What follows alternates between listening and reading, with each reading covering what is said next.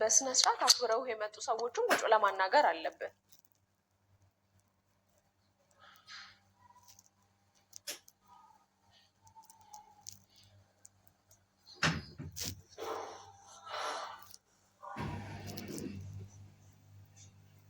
አውርቼ ማለት አቤል ይህን ያህል በስርዓት አናግረዋለሁ። ስርዓት ባለው መንገድ እስካሁን ሰላም ውድና እየተከበራችሁ የሀገሬ ልጆች እንደምሰናበታችሁ እንደምስቆያችሁ ዛሬ በአንድ ቪዲዮ ደግሞ የመጣሁት ማለት ነው። እሱም እዚህ ጋር እንደምትመለከቱት በአቤል ጉዳይ ነው ማለት ነው። እይታ ቲቪ ላይ ከዚህ ሶስተኛ ጊዜ ነው የቀረበው። እንዲሁም እሱ እንዳለው ከዚህ ሌሎች ሚዲያዎችን እንደቀረበ ነው።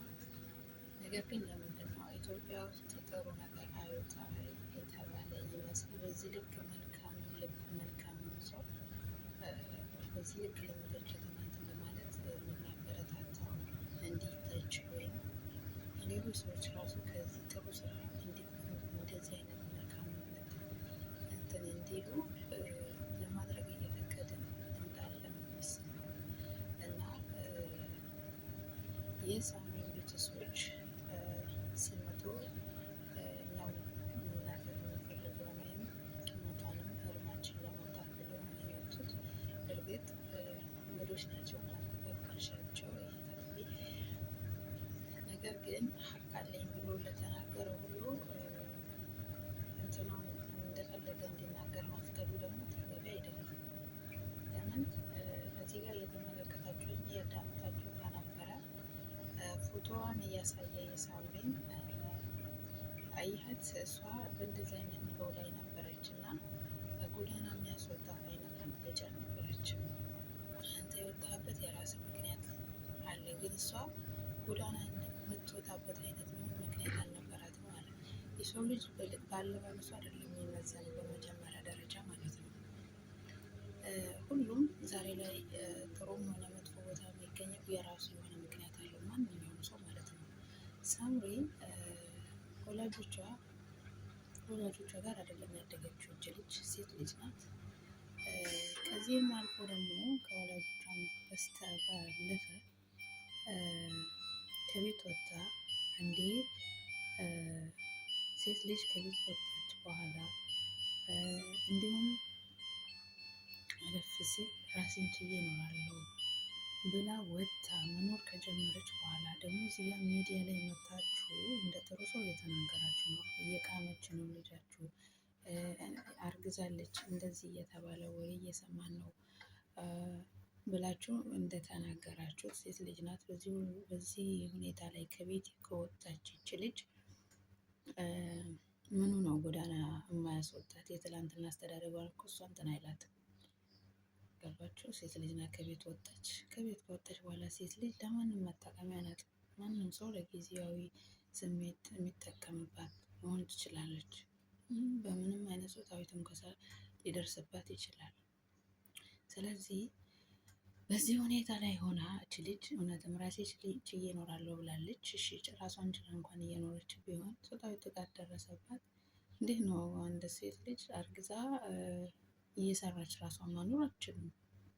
መቼም ይሄ ያስረገዛ ሰው አቤልም ይሁን ሌላ ሰው ለጊዜያዊ ስሜቱ ነው እንጂ መቼም እች ልጅ ብታረግዝ ምን ላይ ትወድቃለች? እንዲሁም የተወለደው ልጅ በምን አይነት መልኩ አሳድገዋለሁ ወይም እንዴት አኖረዋለሁ ብሎ አስቡ አይደለም። ስለዚህ ዞሮ እንትኑ እየተረፋት ለሷ ነው። ገባ?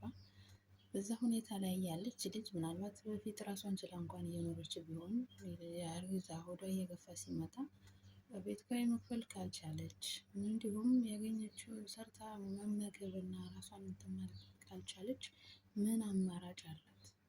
ጎዳና ነው አይደለ? ህይወት ጎዳና ነው። ይሄ እኮ አንዱ ነው። በቃ ጎዳና የመውጣት ምክንያቱ ምንድን ነው? ከመጀመሪያው ነው። አንደኛ በወላጅ ተገጽጻ ተቆንጥጣ ተመክራ ያደገች ልጅ አይደለችም።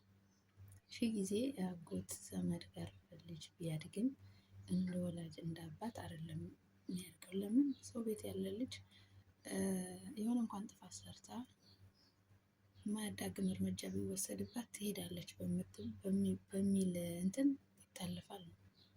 ስለዚህ ልጅነት ደግሞ በጊዜው በጥፋቱ ልክ እርምጃ ካልተወሰደበት ዳግም ያንን ጥፋት እንደማይሰራ ምንም ዋስትና የለውም አይደለም።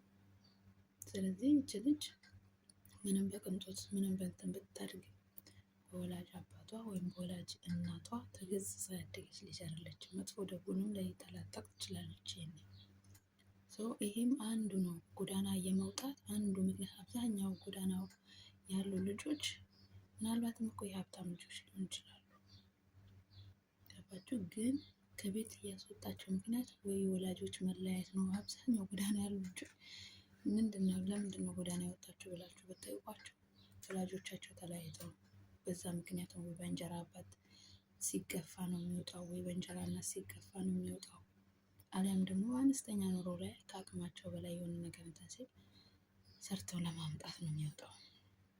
ሁሉም ሰው ጎዳና የሚወጣበት ምክንያት አለ። በዚህ ልክ ደግሞ አንተ የራስህ የወጣህበት ምክንያት አለ፣ እሷ ግን ጎዳና የሚያስወጣት ነገር አለ ብሎ መተቸቱ እዚህ ጋር አንድ ነጥብ ሊያዝበት ይገባል። ምናልባት ሰው ስጋ ስለለበሰና ወይም አለባበሱ ስላስተካከለ በዛ ሚዛን ሀብቱና እንትኑን ሊለካ አይገባም።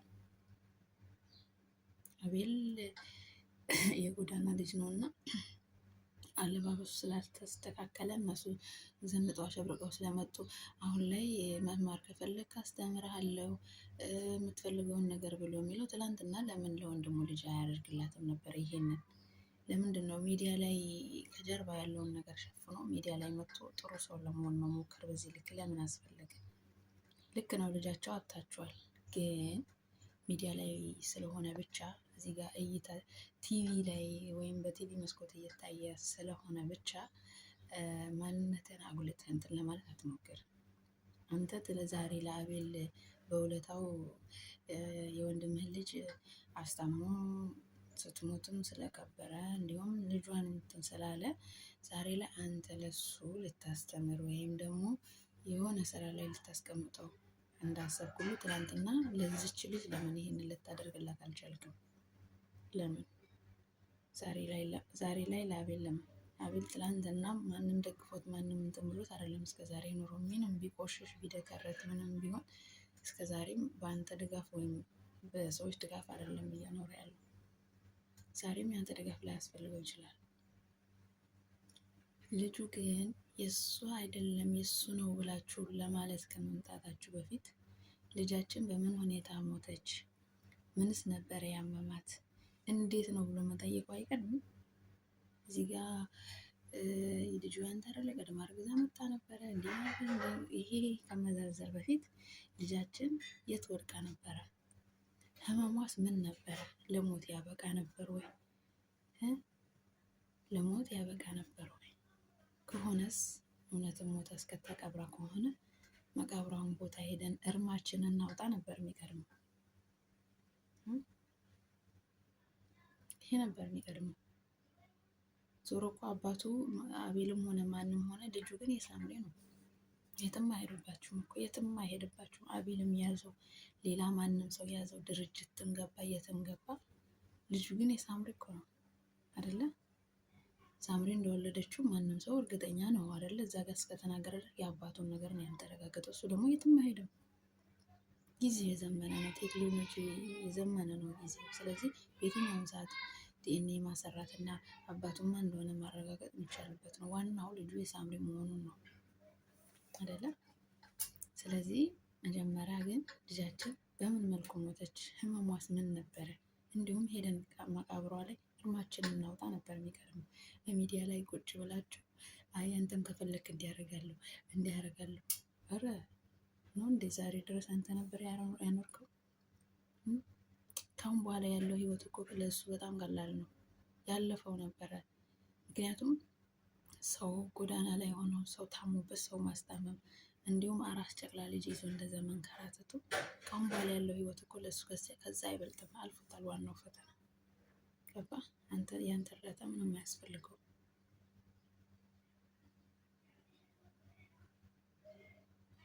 እዚህ ጋር ከፊት ለፊት ሚዲያ ላይ ካሜራ ደቅነ ለማስመሰል የምትሞክልን ከጀርባ ያሰብከው ተንኮል ግን እንዳለ ግልጽ ነው። ለምን እዚህ ጋር እሱ የጎዳና ሰው ነው። ቤተሰቡ መቶ እየተጋፈጠለት አይደለም። እንዲሁም በንግግር ማሳመን የማይችል ሰው ነው። አዎ መናገር ቢችልም ማሳመን ግን አይችልም፣ እንደተረዳሁት ሀብል ማለት ነው። እሱን እንትን ብሎ ደግሞ በንግግር ማሳመን የሚችል አንድም ሰው ተወክሎ ስላልመጣለት እናንተ በዚህ ልታሸንፉት እንደምትችሉ እርግጠኛ ሆናችሁ ነው የመጣችሁ። ልጅቷን መሞቷን ቀድማችሁ ሰምታችኋል። ሲጀመር ከነ አካሆናችሁ ታስታውቃላችሁ። ሀታ አባት ተብዬው ራሱ ማለት ነው። ሰው ሞቷል ሲባል እንኳን የሀዘን ስሜት የሌለባችሁ ናችሁ። ጎዳና ላይ ተንከራታ አራስ ልጅ ጥላ የሞተች ልጅ አይደለም እናንተ እኛም አልቅሰናል። የእኛን ያክል እንኳን አልተሰማችሁም። በተለይ አጎተቤ እና እኛ የኢትዮጵያ ልጆች ሴቱም ወንዱም ከአቤል ጎን ነን። ልጁ የእሱም ሆነ የማንም እሱ ካልፈቀደ በስተቀር ለማንም መስጠት አይቻልም። ልጅ ካለ እናት ማሳደግ አይቻልም። እናትየው ከሞተች 4 ወር ነው። እስካሁን እያሳደገ አይደል እንዴ? ካሁን በኋላ እኮ እያደገ ወሩ እየጨመረ ከወር አመታት እንደዚህ እያለ እኮ ነው የሚመጣው። ልጁን እያደገ ነው የሚመጣው። እስከ ዛሬም ይዟል እኮ